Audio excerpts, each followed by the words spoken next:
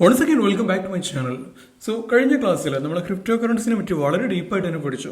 അപ്പോൾ അതിൽ പറഞ്ഞിട്ടുണ്ടായിരുന്ന ഒരു കാര്യമായിരുന്നു ഒരു ക്രിപ്റ്റോ വാലറ്റ് എങ്ങനെ നമുക്ക് ആക്ടിവേറ്റ് ചെയ്യാം. അപ്പോൾ നമ്മൾ പ്ലേ സ്റ്റോറിലോ ഇനിയിപ്പോൾ ആപ്പ് സ്റ്റോറിലോ ഇടയ്ക്ക് കയറിയിട്ട് നമ്മൾ എന്ത് ചെയ്യുക, ടോക്കൺ പോക്കറ്റ് നമ്മൾ ഇൻസ്റ്റാൾ ചെയ്യാം. നമുക്ക് അതുപോലെ തന്നെ മെറ്റാമാസ്ക് ട്രസ്റ്റ് വാലറ്റ് ഒക്കെ യൂസ് ചെയ്യാം. ഞാനിവിടെ ഒരു ടോക്കൺ പോക്കറ്റ് ആക്ടിവേറ്റ് ചെയ്യുന്ന കാര്യമാണ് പറയുന്നത്. ഓക്കെ, അപ്പോൾ വളരെ സിമ്പിളായിട്ട് നമുക്ക് ആക്ടിവേറ്റ് ചെയ്യാൻ പറ്റുന്ന ഒരു ക്രിപ്റ്റോ വാലറ്റാണത്.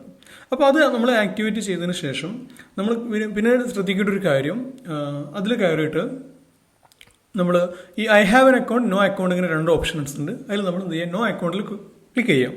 ഓക്കെ, പിന്നീട് നമുക്ക് ഏത് ബ്ലോക്ക് ചെയിനാണ് വേണ്ടത് സെലക്ട് ചെയ്യാൻ പറ്റും. നമ്മളിവിടെ പോളിഗൺ ബ്ലോക്ക് ചെയിനാണ് എടുക്കുന്നത്.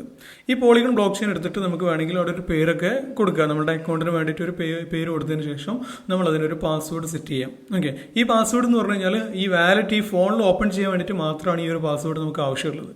ഓക്കെ, എന്ത് പാസ്വേഡ് നമുക്ക് ഇട്ട് കൊടുക്കുക, വേണമെങ്കിൽ ആ പാസ്വേഡ് ഒന്നുകൊണ്ട് സ്ട്രോങ് ആക്കാൻ വേണ്ടിയിട്ട് ഒരു ഹിൻ്റൊക്കെ കൊടുത്തിട്ട് അങ്ങനെ ചെയ്യാം. എന്നിട്ട് നമ്മൾ ക്രിയേറ്റ് വാലറ്റിനുള്ള ഓപ്ഷൻ ക്ലിക്ക് ചെയ്യാം.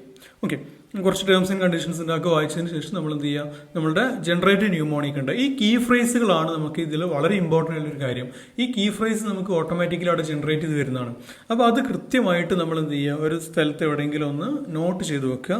എന്നിട്ട് അത് വെച്ചിട്ടാണ് നമ്മൾ എന്ത് ചെയ്യണത്, ഇതിൻ്റെ ഒരു ആക്സസ് നമ്മൾ എടുക്കുന്നത്. ഓക്കെ, അപ്പോൾ ഈ ഒരു കീ ഫ്രേസ് യൂസ് ചെയ്തുകൊണ്ട് നമുക്ക് എന്ത് ചെയ്യാം, ഇവിടെ ഒരു വെരിഫിക്കേഷൻ പ്രോസസ്സ് ഉണ്ട്. നമ്മൾ ആ കീ ഫ്രേസ് എഴുതി വെച്ചത് കൃത്യമായിട്ട് ഓർഡറിൽ വീണ്ടും അവിടെ നിന്ന് സെലക്ട് ചെയ്ത് ടിക്ക് ചെയ്ത് കൊടുക്കുകയാണ് വേണ്ടത്. ഓക്കെ, അപ്പോൾ ഇതൊരു 12 കീ ഫ്രേസ് ആണ്. ഈ കീ ഫ്രേസുകളാണ് നമുക്ക് ഈ ഒരു ക്രിപ്റ്റോ വാലറ്റിന്റെ ആക്സസിന് വേണ്ടിയിട്ട് നമ്മൾ യൂസ് ചെയ്യുന്നത്.